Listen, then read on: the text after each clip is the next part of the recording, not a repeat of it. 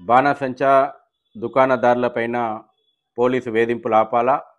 ముఖ్యంగా హైదరాబాద్ లోపట task force పోలీసుల యొక్క వేధింపులు అధికమైనట్టు అనేక ఫిర్యాదులు మాకు వచ్చినాయి. నేను అడుగుతున్న ఈరోజు తెలంగాణ రాష్ట్ర ప్రభుత్వాన్ని, హిందువులు స్వేచ్ఛగా పండుగ చేసుకోవద్దా? హిందూ వ్యాపారులు బతకొద్దా? ఒక రకమైనటువంటి అప్రకటిత నిషేధం దీపావళి మీద పెట్టినరా?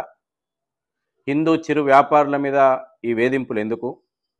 అన్ని ప్రభుత్వ శాఖల నుంచి అనుమతులు వచ్చిన తర్వాత కూడా ఇంకొక 5 రోజులైతే పండుగ లేదు, ఇంకా పోలీసు శాఖ హిందూ చిరు వ్యాపారులు, బాణసంచా వ్యాపారులకు ఎందుకు అనుమతులు ఇస్తలేదు?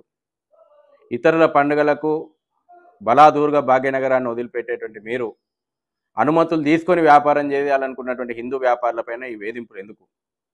వెంటనే హిందూ బాణసంచా దుకాణదారులు ఎవరైతే ఉన్నారో వారికి అనుమతులు మంజూరు చేయాలా?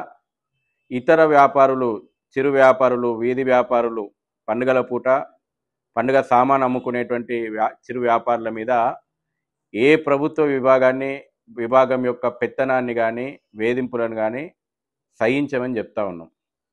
వాళ్ళ కుటుంబాల్లో కూడా పండుగ వాతావరణం నిలవాలి. కాబట్టి ప్రభుత్వానికి, పోలీసులకు, అన్ని ప్రభుత్వ విభాగాలకు హిందూ పండుగల పూట ఈ వేధింపులు చేయొద్దని చెప్పి కోరుతా ఉన్నాం. వెంటనే బాణసంచా దుకాణదారులకు అనుమతులు, పోలీస్ శాఖ తొక్కిపెట్టినటువంటి అనుమతులను వెంటనే మంజూరు చేయాలా? విహెచ్పి డిమాండ్ చేస్తూ ఉంది.